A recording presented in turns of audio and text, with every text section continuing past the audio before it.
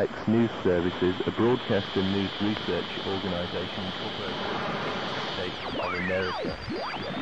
MPLX's interest in the story is twofold. MPLX is researching the history of broadcasting. It has broadcasting interests, and it has purchased MV Sarah, now renamed MV Liberty, which was the former home of Radio New York International, as you all know. MPLX plans to use this vessel as a broadcasting museum. MPLX Entertainment in this interests entered into an agreement with the offshore station Radio Caroline to provide that station with country music programming under the title of Caroline Country International. Due to problems that developed in England, which included negotiations to assist with the establishment of a licensed station also to be known as Radio Caroline, MPLX found that the Radio Caroline offshore station aboard the approved. Following the raid by the Dutch and British agents on behalf of their respective broadcast licensing authorities, a number of claims were made. It is as a result of these claims and subsequent MPLX involvement that this investigation was undertaken. At the present time, the investigation is not complete. However, it is sufficiently far advanced to provide the basis for a ministerial. Was originally written for MPLX contracts in Panama, and this is the story research material concerning Radio Caroline and the MV Ross Revenge. The story began in 1964 with two radio ships named MV Caroline and MV Mi Amigo. Let's go through this now, and I have to say this is a world exclusive. All the information that we're divulging to you now is that you won't have heard on any other free radio station, I can show you that. We're certainly not playing old offshore tapes from the 60s. We're doing a bit of investigative journalism here.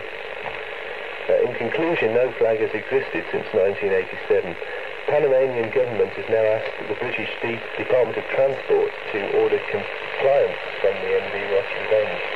So far the Department of Transport has not shown an interest in this area due to the fact that the MV Ross Revenge is in international waters.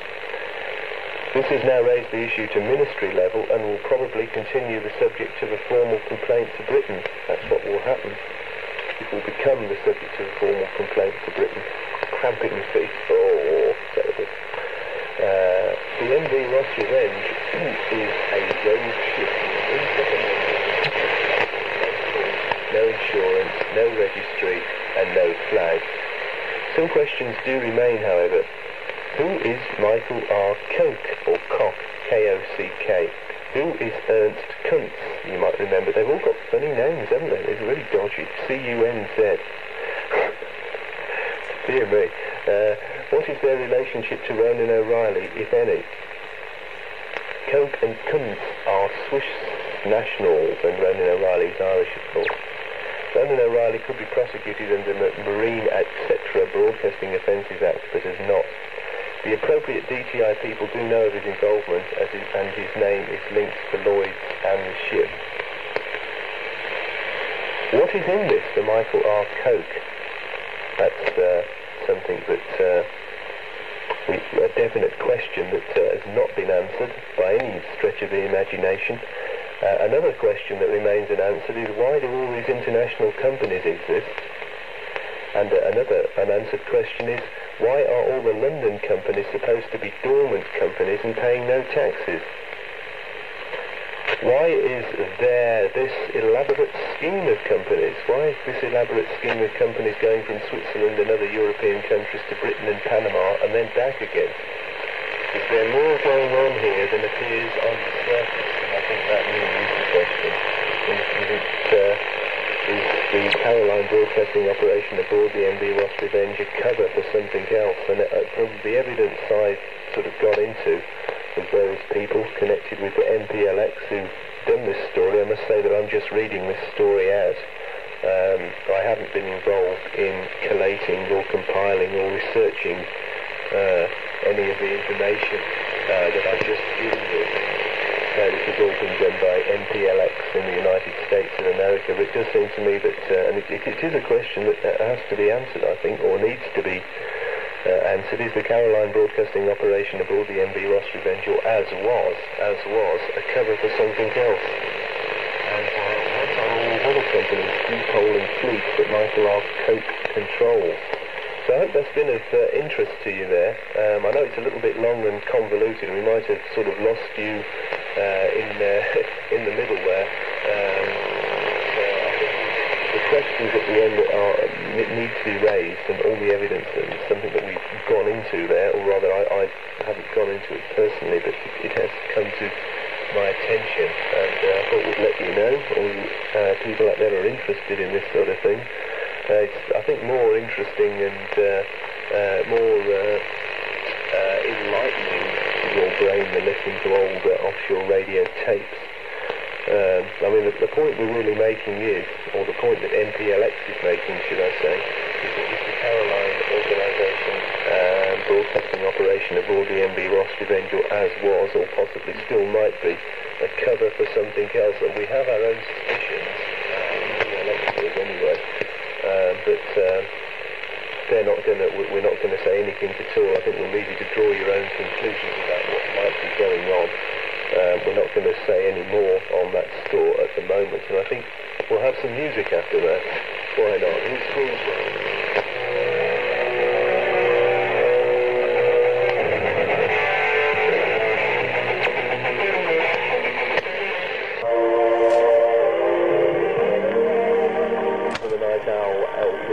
Gone down back to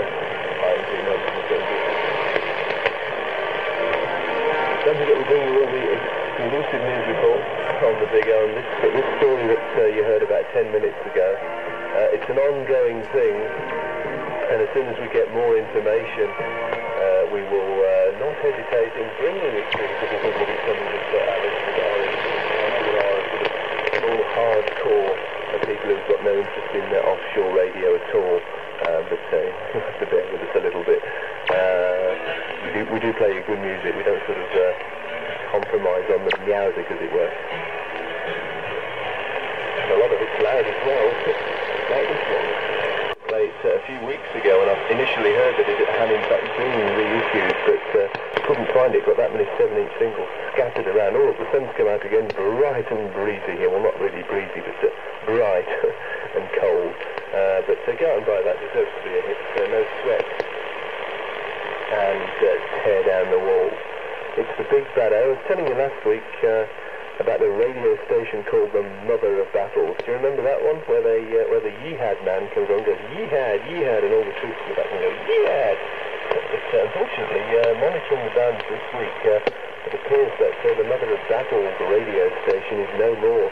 It certainly hasn't been heard on any of the frequencies. I was monitoring it, looking for it yesterday, after they told me that it wasn't to be heard, and sure enough it wasn't there. So there we are, the Mother of Battles radio doesn't appear to be on at the moment, so no point telling you about that today, apart from to report that off radio sounds down, I think, are on with a distorted signal. Well, why not? Better than not being on at all, I suppose. Right, what shall we do now? Not the mix of one of the awful cheapo slide faders has fallen off, and I've retrieved it from the carpet. Let me put that back on there. We'll have this one, I think, from the Power of Dreams now, and American Dream. God bless America. Which one of them's right? Are the God bless America people right, or are the Yihad people right? Who knows?